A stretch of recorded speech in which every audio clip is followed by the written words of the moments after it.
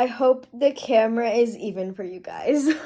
What's up guys, it is Brooke and I'm back with another video. In today's video, I'm gonna be talking about what I think you should know before getting face piercings, or what I wish that I knew before getting face piercings. I only have 3 face piercings, both sides of my nose and my Monroe piercing, my upper lip. I've had both sides of my nose for about 3 or 4 years, or 3 or 2 or 4, 3. I've had them since I was like 16. And then I got my Monroe piercing whenever I was 19. I'm 19 right now. Out of the ones that I have, I would probably say that my upper lip hurt the most. Although your nose is cartilage, I feel like it's just like a quick pop and then it's done. But I feel like with your lip, it has to like gush through and like, I don't know. And then afterwards, like your lip is all swollen and it's just not a good look. As far as the healing process goes, my lip definitely healed faster. My nose took like, I feel like 6 months, but my lip was healed after a month. And I changed the jewelry out and everything, which with your lip, I recommend you change it out to a plastic jewelry like the sooner you can, because the metal jewelry that they use to pierce your lip with will like rub your enamel off of your tooth and then it'll get sensitive and all this stuff. When they do first pierce your lip, they have to use this certain like jewelry bar metal. Actually, I have it. I'll show y'all. I keep it in my purse because I'm always losing my piercings. Don't ask me how. Just I be having a little too much fun sometimes. This is the jewelry. Okay. This is hard. This is hard to hold because I have nails, and I'm going to talk about that.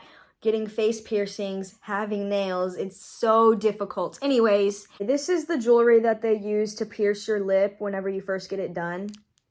And this little flat post part doesn't come off. It's kind of hard to see, but you screw the ball off and that's how you put it in your lip. Say I have no piercing in, you would take this, the little post part that has the flat back part so it doesn't come out, and you would go from the underside and poke it through, and you just screw the ball on. Now, it's about 99.9% impossible to do this with nails, okay? So if you're about to change your jewelry, you're gonna need to cut your nails off. Okay, I literally had to do that. This is a Bioplast. And you can see, y'all know whenever, it looks like it's irritated and not healed, but it is. Y'all know how whenever like you have braces or something and then like you look at your lip and it has like your braces indention in your lip? That's basically what this is. It doesn't hurt at all. It's just the indention from the jewelry. Like, oh my gosh.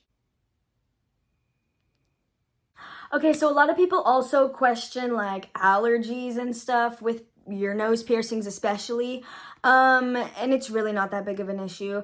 My nose is runny or stuffy almost every day. Okay, well the only bad thing about it is you will get a lot of dried snot on your piercings, like the part right here that you would have to pick off.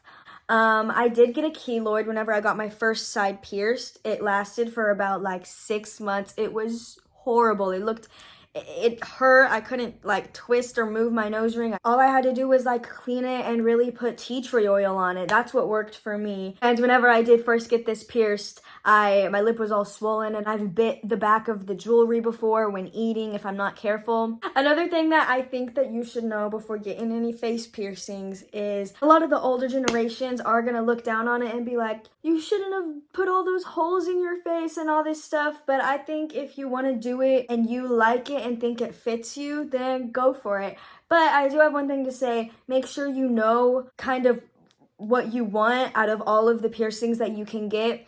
Because for me, I was deciding between a tongue piercing and a lip piercing right here. I could get both, but what I think would be best for me was either one or the other. Make sure before you get any of these face piercings that you decide like which placements you want.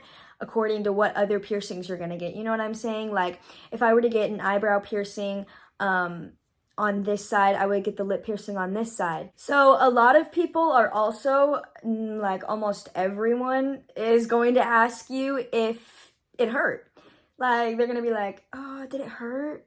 People might say that your face piercings look ghetto, and someone the other day said that me having this lip piercing and all of these makes me look like a cigarette lover.